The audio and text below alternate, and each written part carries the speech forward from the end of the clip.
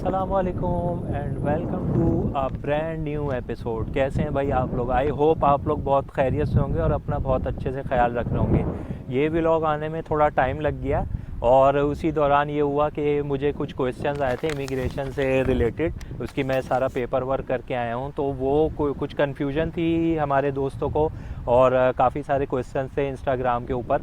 तो आज के एपिसोड में हम जो है आपको मैं थॉरोली बताऊंगा कि इमिग्रेशन के लिए कितने पॉइंट्स रिक्वायर्ड होते हैं और वो किन किन चीज़ों पे बेस करते हैं।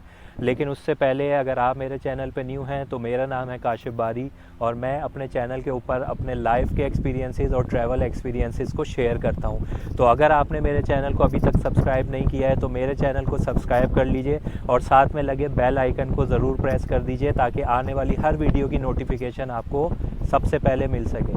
तो चलिए अपने व्लॉग को स्टार्ट करते हैं। नीचे काफ़ी ज़्यादा हवा थी और मुझे ऐसा लग रहा था, मैंने फ़ील किया कि उसमें जो है आपको साउंड का कुछ मसला हो रहा होगा, तो फिर मैं ऊपर आ गया हूँ। यहाँ पे थोड़ा जो है अमन है, लेकिन विंटर का सीज़न है और ये पीक पे है, जो अगस्त का मंथ है तो ये पीक पे है। अच्छा, आपको पीछे जो है अगर आप देखें तो आपको लोग नज़र नहीं आ रहे होंगे। उसकी वजह ये है कि आज फर्स्ट डे ऑफ वीक है, तो वर्किंग डे है यहाँ पे। तो अमूमन जो है सैटरडे संडे को ही रश होता है। बहरहाल हम आज के इसमें कोशिश करेंगे कि ना इसमें कोई कन्फ्यूजन ना रहे। तो पहली चीज़, अगर आप ऑस्ट्रेलियन इमिग्रेशन के लिए अप्लाई करना चाहते हैं तो ये चीज़ें नोट करते जाइए। आपको मिनिमम 65 पॉइंट रिक्वायर्ड होते हैं और ये हम बात कर रहे हैं स्किल्ड वीज़ा की। देखें, दो तरह के वीज़े होते हैं। मैं जो आपको बता रहा हूँ इस एग्जांपल में दो तरह के आप समझ लें। एक तो विज़िट वीज़ा होता है जो आपको नॉर्मल पता है, किसी भी कंट्री के लिए अप्लाई कर लेते हैं, उसके अंदर कोई रिक्वायरमेंट नहीं होती कि आपकी क्वालिफ़िकेशन क्या होनी चाहिए। एक होता है स्किल्ड वीज़ा। स्किल्ड वीज़ा क्या होता है कि कोई भी गवर्नमेंट अपने जो वीज़े इशू करती है वो किसी बेस के ऊपर होना चाहिए ना। अब वो क्या होता है कि भाई एक फॉर एग्जांपल सॉफ्टवेयर इंजीनियर हैं या एनालिस्ट प्रोग्रामर हैं या वेब डेवलपर हैं या नेटवर्क इंजीनियर हैं, उसकी शॉर्टेज है इस एरिया में। या इस स्टेट की बात कर लें, साउथ ऑस्ट्रेलिया की, यहाँ पे शॉर्टेज है। तो अब उन लोगों को रिसोर्सेज चाहिए या लोग चाहिए जो इस स्किल्ड, ये जो लिस्ट है या ये जो प्रोफेशन है इसके अंदर एक्सपर्ट हों। तो उसके लिए जो है वो वीज़े इस बेस के ऊपर जो है क्या कहना चाहिए, ग्रांट करते हैं।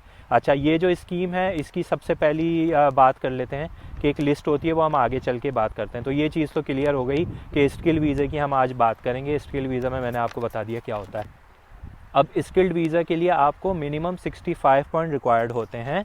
तो वो 65 पॉइंट को भी जो है डिवाइड किया है डिफरेंट कैटेगरीज़ में। वो कैटेगरीज़ क्या क्या हैं वो मैं आपको बताता हूँ। उसमें सबसे पहले आ जाती है एज, उसके बाद आ जाती है आपकी इंग्लिश की जो स्किल्स हैं वो, तीसरे नंबर पे आपकी जो है एम्प्लॉयमेंट आ जाती है। अभी देखें इसमें भी दो कैटेगरीज होती हैं। एक ऑस्ट्रेलिया में अगर एम्प्लॉयमेंट है उसके अलग पॉइंट्स हैं, तो अभी हम उस तरफ जा ही नहीं रहे। आप अपने जहन में रखें आप पाकिस्तान में हैं या किसी भी XYZ कंट्री में, हम वहाँ की बात कर रहे हैं। तो एक तीसरी चीज़ हो गई एम्प्लॉयमेंट और आखिरी चीज़ इसके अंदर होती है आपकी क्वालिफ़िकेशन। अब एज के पॉइंट क्या हैं जो मैं लिख के लेके आया हूँ वो मैं आपको बताता हूँ। अगर आपकी एज 18 ईयर से 25 ईयर्स के दरमियान है तो आप क्वालिफाई कर लेते हैं 25 पॉइंट।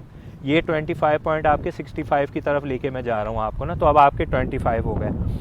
अगर आपकी एज 25 से 33 के दरमियान है तो फिर आपको मैक्सिमम 30 पॉइंट्स मिलते हैं, ठीक है। अगर आपकी एज 33 से 40 है तो फिर 25 पॉइंट्स मिलेंगे आपको, और अगर 40 से 45 है तो 15 पॉइंट्स। तो अब आप अपने आप को रख के देखिएगा कि आप जो है एज के हवाले से कितने पॉइंट्स क्वालिफाई कर सकते हैं। तो मैंने आपको एग्जांपल बता दी है। अब आप फॉर एग्जांपल जिस एज स्केल में भी आ रहे हैं उस हिसाब से आप पॉइंट्स देख लीजिएगा। मैं कोशिश करूँगा कि स्क्रीन के ऊपर भी ये एज का जो टेबल है ये विजिबल कर दूँ आपके लेफ़्ट या राइट पे, तो आप उसको भी देख सकते हैं।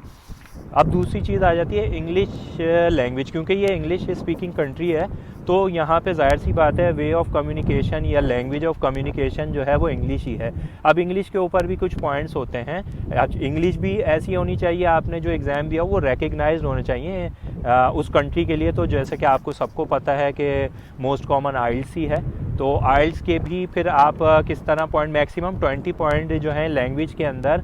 पहले हमने एज डिस्कस किया था, अब हम लैंग्वेज के ऊपर आ गए। लैंग्वेज में मैक्सिमम 20 कर सकते हैं। वो किस सूरत में, अगर आपके तमाम बैंड्स में जो कि रीडिंग जो कि लिसनिंग, रीडिंग, राइटिंग, स्पीकिंग होता है, अगर आपके सब में 8 आते हैं, जो कि बहुत मुश्किल होता है, तो आपके 20 पॉइंट्स होते हैं, तो वो आप सुपीरियर कहलाते हैं। उसमें आपको 20 पॉइंट्स मिलते हैं इमिग्रेशन की तरफ, उन 65 पॉइंट में से उसकी तरफ आपको ये पॉइंट्स भी मिल जाते हैं 20। और अगर आपके हर फॉर एग्जांपल तमाम जो बैंड्स हैं आइल्स के, उसमें 7 इन ईच ले आते हैं, तो फिर आपको 10 पॉइंट्स मिलेंगे। और अगर आप सब में 6 लेके आते हैं तो फिर आपको कोई पॉइंट्स नहीं मिलेगा। तो ये मैंने आपको बताया, एक आपको एज के पॉइंट्स बता दिए और दूसरे मैंने लैंग्वेज के। अब तीसरी कैटेगरी जो आती है वो आती है आपकी एम्प्लॉयमेंट की। तो जैसे कि मैंने आपको वीडियो के शुरू में बताया था कि एम्प्लॉयमेंट जो है वो हम कंसीडर कर रहे हैं कि मैं पाकिस्तान में हूँ। तो अगर आपने जो है वर्किंग एक्सपीरियंस, जो भी आप जिस ऑर्गेनाइजेशन में, जिस ऑफिस में या जहाँ भी आप काम कर रहे हैं, अगर आपका वर्किंग एक्सपीरियंस जो है वो कहना चाहिए कि लेस देन 3 ईयर्स है, तो कोई पॉइंट नहीं मिलेगा आपको। अगर आपको काम करते हुए 3 साल से ज़्यादा और 5 साल से कम हुए तो फिर आप 5 पॉइंट्स ले सकते हैं। अगर आपकी जो वर्किंग एक्सपीरियंस है वो 5 से 8 साल के दरमियान है तो फिर आपको 10 पॉइंट्स मिलते हैं। और अगर आप 8 से ज़्यादा वर्किंग एक्सपीरियंस है आपका, तो फिर आप जो है पूरे के पूरे 15 पॉइंट्स क्वालिफाई कर सकोगे। तो ये 3 कैटेगरी हो गई। लास्ट जो बची है वो आपकी एजुकेशन है। अगर आपने पाकिस्तान में MBA या डॉक्टरेट की डिग्री अगर आपने की हुई है तो फिर आपको मैक्सिमम 20 पॉइंट्स मिलते हैं। अगर बैचलर की डिग्री है, कंप्यूटर साइंस की मैं बात कर रहा हूँ, बैचलर, अगर आपकी कंप्यूटर साइंस बैचलर की डिग्री है तो फिर 15। और अगर आपको डिप्लोमा कोई कर रखा है जो यहाँ पे रिकग्नाइज हो जाता है, इक्विवेलेंट टू डिप्लोमा होता है, तो फिर आपको 10 पॉइंट्स मिलते हैं। लेकिन बाज़ औक़ात ये होता है कि आपके जो पॉइंट्स हैं वो नहीं पूरे हो पा रहे होते हैं, या आपकी क्वालिफ़िकेशन थोड़ी वीक होती है या इतनी रिकग्नाइज नहीं होती यहाँ पे एज़ कम्पेयर टू ऑस्ट्रेलिया।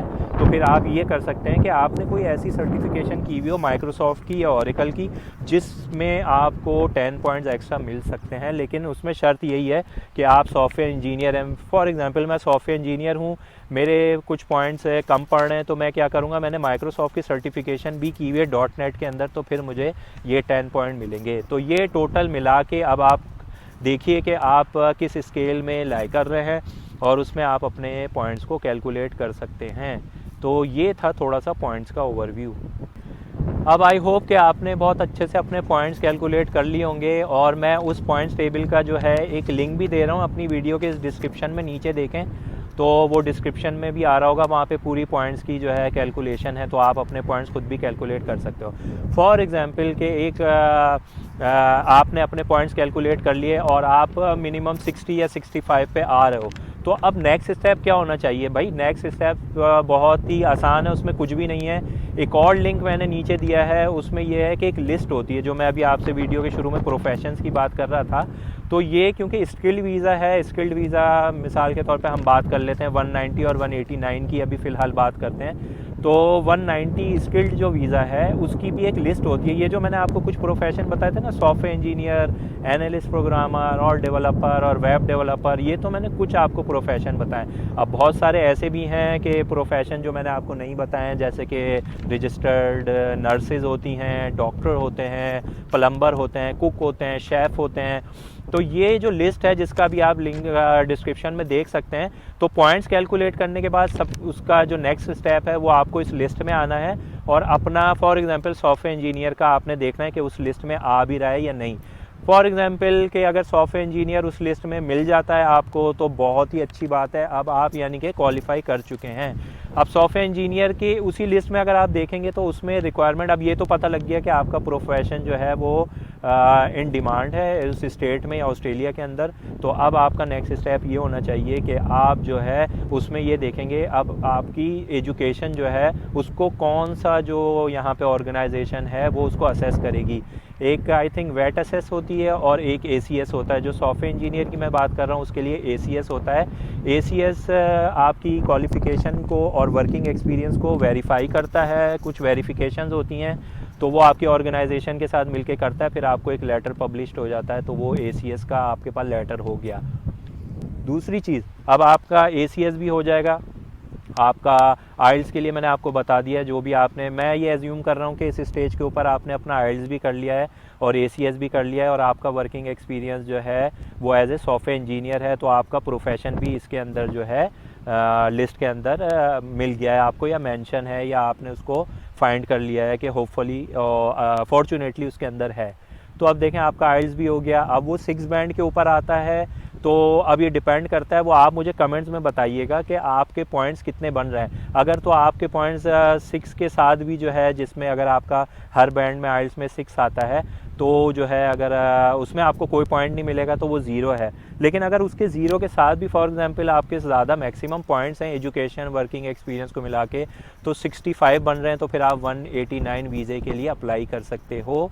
और अगर आपके 60 पॉइंट बन रहे हैं किसी भी फॉर सम रीज़न, किसी भी वजह से हो सकता है, तो फिर आप स्टेट स्पॉन्सर की तरफ जाएंगे। स्टेट स्पॉन्सर के लिए जो है वो आपको स्टेट जब आपको स्पॉन्सर करेगी तो 5 पॉइंट्स एक्स्ट्रा दे देगी, तो आपके 65 बन जाएंगे, जो कि 65 मैंने आपको बताया था रिक्वायर्ड होते हैं। तो आप फिर स्टेट स्पॉन्सर के ऊपर जा सकते हो। 2 तरह के वीज़े हैं, मैंने आपको बताया स्टेट स्पॉन्सर है वो 190 में आता है, और एक 189 है। 189 में किसी स्टेट स्पॉन्सर की ज़रूरत नहीं होती, उसमें आप पूरे ऑस्ट्रेलिया में कहीं भी काम कर सकते हैं, कोई रिस्ट्रिक्शन नहीं होती। हाँ, एक डिसएडवांटेज ये होता है कि प्रोसेसिंग का जो टाइम है ना वो 2 साल होता है। अब स्टेट स्पॉन्सर के में आपको एडवांटेज ये है कि 6 मंथ में आप ऑस्ट्रेलिया में आ जाते हो विद इन 6 मंथ। और लेकिन इसका डिसएडवांटेज ये होता है कि आपको उस स्टेट के अंदर, जैसे कि मैं हूँ साउथ ऑस्ट्रेलिया में हूँ, तो आपको उस स्टेट में इनिशियल 2 ईयर्स जो है वो स्पेंड करने पड़ते हैं। दैट्स इट, ये था सारा प्रोसेस। और ये किसके थ्रू होता है, एक और वेबसाइट मैंने नीचे दी है तीसरे नंबर पे जो है, वहाँ पे आपको अपनी एक्सप्रेशन ऑफ इंटरेस्ट बनानी पड़ती है। वो इस वजह से कि आपको अगर वीज़ा जो अप्लाई करेंगे, जो फ़ीस पे करेंगे, जो आप अपने सारे आइल्स के और ACS के पॉइंट्स बताएंगे या लेटर नंबर रेफरेंस नंबर बताएंगे, उसके लिए कोई वेबसाइट तो होनी चाहिए। उसको हम कहते हैं एक्सप्रेशन ऑफ इंटरेस्ट, EOI। उसकी मैंने लिंक तीसरे नंबर पे जो है वो उसका है। वहाँ पे आपको अपना अकाउंट बनाना पड़ता है। आपने आइल्स भी कर लिया, आपने जो है ACS से वेरिफिकेशन भी करा ली, और आप सारी अपनी जो भी डिटेल है, पर्सनल डिटेल या इन्फॉर्मेशन अपनी जो भी आप डालेंगे, तो वो EOI में डालेंगे। उसके बाद आप सबमिट कर देंगे, फिर आप वहाँ पे देखते रहेंगे, आपको ईमेल आ जाती है जब भी आपको नोटिफिकेशन या स्पॉन्सर आता है। तो उसके बाद जो है फिर आप अपनी वीज़े की फ़ीस पे करते हैं, फिर मेडिकल होता है, और फिर आप जो है वीज़ा आ जाता है आपको, और आप टिकट करा के ऑस्ट्रेलिया में होते हैं। तो ये था छोटा सा, बहुत ही क्या कहना चाहिए मुझे कि मैंने इसमें कोशिश की कि आपको जो है कोई कन्फ्यूजन ना हो, और बहुत ही इजीली मैंने आपको एक्सप्लेन कर दिया सब कुछ। लेकिन अगर अभी भी आपके कोई क्वेश्चन ऐसे हैं जिसमें आपको कन्फ्यूजन है, तो फिर आप मुझसे इंस्टाग्राम पे फॉलो कर लें, मैं आपको वहाँ पे बड़ी क्विकली जवाब दूंगा। तो ये था आज का हमारा छोटा सा व्लॉग। आई होप कि आपकी सारी कन्फ्यूजन दूर हो गई होगी। अगर आपकी सारी कन्फ्यूजन दूर हो गई है तो फिर इसको लाइक कीजिएगा और मेरे चैनल को सब्सक्राइब कीजिएगा। तो फिर मिलते हैं अगले किसी व्लॉग में, अगले किसी न्यू टॉपिक के साथ। जब तक के लिए मुझे इजाज़त दीजिए। अल्लाह हाफिज़।